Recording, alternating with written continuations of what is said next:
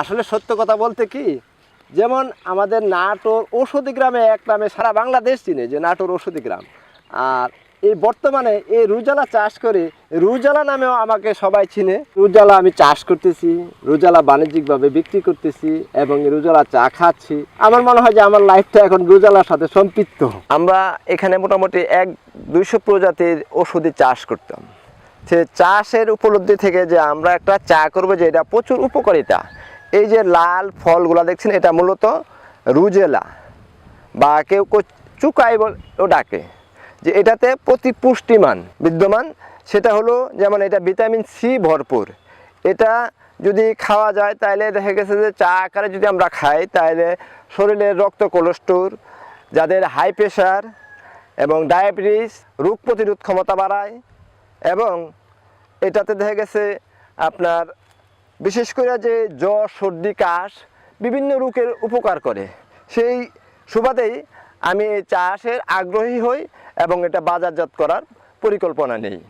এটা আমি এখন চাষ থেকে শুরু করে উৎপাদন করে প্রসেসিং করে আমি এখন চা আকারে বিক্রি করতেছি।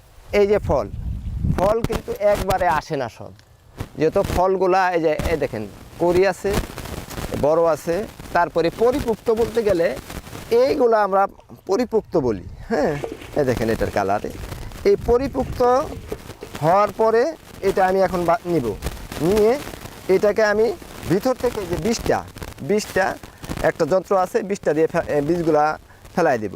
এই বীজগুলা ফেলাই দিয়া তারপরে এটা আবার একটু বয়লার করব। বয়লার করে এই যে ট্রে দেখতেছেন, এই ট্রে আমি ডায়ারে শুকাবো। এটা কিন্তু আমি বয়লিং করে নিয়ে আসছি। নিয়ে আসার পরে আমি এটা আবার কিছু পানির এটা নেটের মধ্যে রাখা পানি ঝরানোর কাজটা করছি রৌদ্রের মধ্যে। তারপরে এখন আমি এটা ডায়ারে রাখবো। ডায়ারে রাখার হলো যে এমনি যদি আমি রৌদ্রে দিই তাও শুকাবে, কিন্তু রৌদ্রে যখন দিব বিভিন্ন ময়লা, বিভিন্ন জীবাণু ঢুকতে পারে। সেই ক্ষেত্রে আমি এটা ডায়ারে দিই। ডায়ারে যখন দেব তখন এটা একটা নির্দিষ্ট তাপমাত্রা, অর্থাৎ যেহেতু এটা ওষুধি গুণাগুণ আছে, সেখানে আমি নির্দিষ্ট একটা তাপমাত্রায় এটা শুকাই। এটা শুকানোর পরে আমি প্যাকেটজাত করি।